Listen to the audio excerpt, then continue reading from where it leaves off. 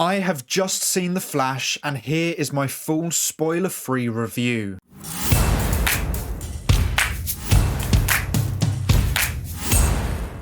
Hey everyone, welcome back to our movie news. I've just got back from the cinema after watching The Flash, and I really need to talk about it.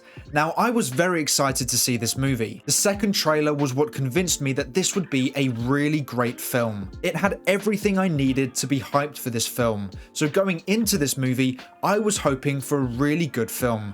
And it seemed like it was going to be that, with Tom Cruise, Stephen King, and a ton of fans who got to see it early all saying that they loved it. However, after watching it, it feels like they all saw a different movie to me. I have to say, I was very disappointed by The Flash. It started off great, but got progressively worse and messy. Now, I know with time travel it's meant to get a bit confusing and messy, but this wasn't like that. This just felt poorly executed.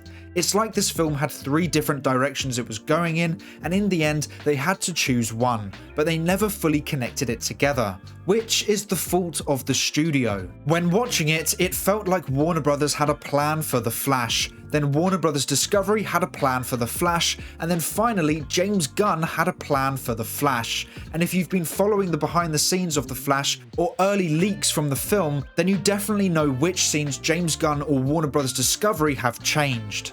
It just felt like a bit of a creative mess. No one was fully in charge, and no one had a full story told. It was bits and pieces from each hierarchy, and it just didn't add up. Ezra Miller as the Flash was good, mainly as our Barry Allen, as the other Barry Allen was just infuriating, and I wanted him to disappear. He was okay for a little bit, but as time went on, I just wanted him out of the picture. And to be honest, that's how I feel with this movie's humour. At the start, I was like, okay, not the best humour, but it's alright. But as time went on, it just got more and more annoying. And by the end, I just realised that this kind of humour isn't for me. I've always said I prefer more mature takes on superhero films as I find them more interesting. But I can enjoy superhero films with a lot of humour in them, like the Guardians of the Galaxy films. But the quality of humour in The Flash is just irritating. In all honesty, I found it quite cringy. I laughed a few times, but most jokes just didn't land with me. The other thing that disappointed me was the score. It had some really good moments, but overall felt quite flat and not very engaging. It had no real standout theme other than Keaton's Batman theme, which really helped his scenes, but other than that, nothing majorly special. One of my biggest complaints is the CGI. I've seen people bashing it and I've seen people defending it, and I think it's clear to see that we all have different opinions on the CGI in the Flash movie. Personally, I thought the CGI was very weak in many places. And I think the cinematography and the way the film was colour graded has a big impact on that CGI. One thing that really annoyed me was that they even CGI'd Barry's face when wearing the suit in some shots for some reason. These weren't even running shots or shots that needed CGI. These were shots when they were close up on Ezra Miller in the suit. There were even scenes where Barry was standing still and just moving his arms, and the suit was clearly CGI. It just annoyed me because it felt like such unnecessary CGI. The suit looked so fake and rubbery that it just took me out of the scene. Why not make a suit that doesn't need CGI to help it move? The CW did it easily and managed to make the suit fit Grant Gustin perfectly, and that's with a far smaller budget. It just feels like because they have a larger budget, they feel like they don't have to take as much time thinking about these things, as they know that they can change it in post anyway. So you get moments where Barry lifts his arm up and the suit moves around in a really fake way. Objects looked flat and people and buildings looked very fake, and there were moments where the film reminded me of the CW Flash show. Certain scenes felt empty even when there were many people in the shots, which leads me onto the desert battle. It felt empty even with hundreds of soldiers around them, simply because none of them were actually there. It was all CGI.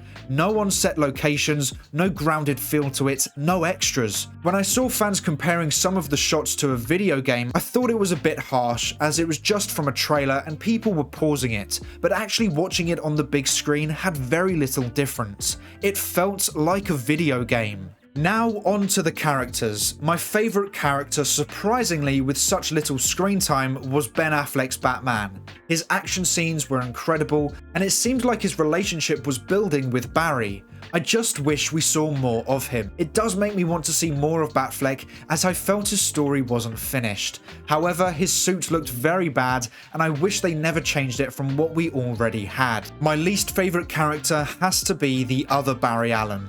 Like I said earlier, he was so annoying. It would have been so much better without him there, and would have been such an upgrade if we had Grant Gustin's Barry Allen alongside him. They took the easy option of making him the comic relief, even though every character seems to make jokes.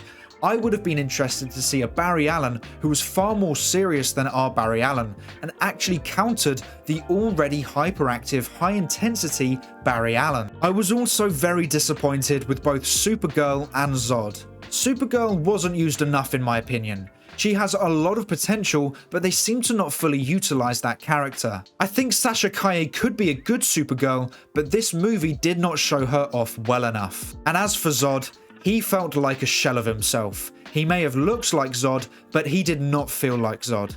We barely had any time with him, and he just felt like a character that was used for the story rather than being his own character.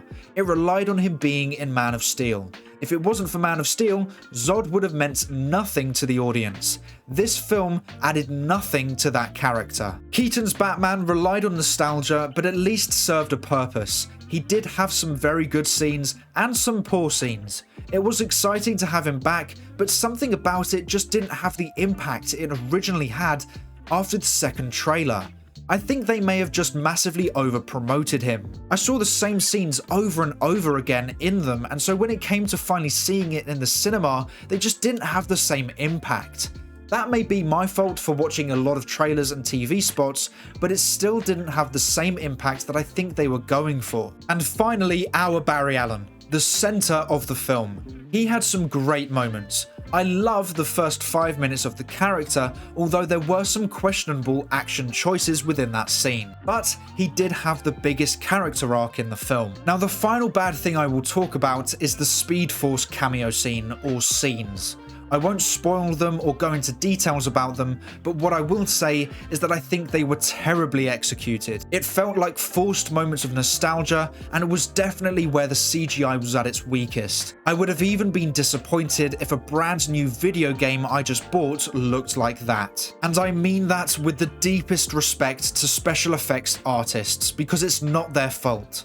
Studios are rushing these projects and are not funding them nearly enough. Studios are using far too much green screen with very little references, which means VFX companies are having to do their best in a short time frame with virtually no references other than photos or videos of the characters. I miss the days when superhero films were shot on actual locations. You really feel the lack of reality when shooting on a green screen. It's so easy to tell, and unfortunately that happens a lot in The Flash. If you watch Man of Steel when they are standing in the desert, it actually feels like they are in a desert, where in The Flash, you can clearly tell they are using green screen sets, and it's really off-putting. It feels like lazy filmmaking, which really annoys me, as then the movie itself starts feeling like a cash cow instead of an actual film.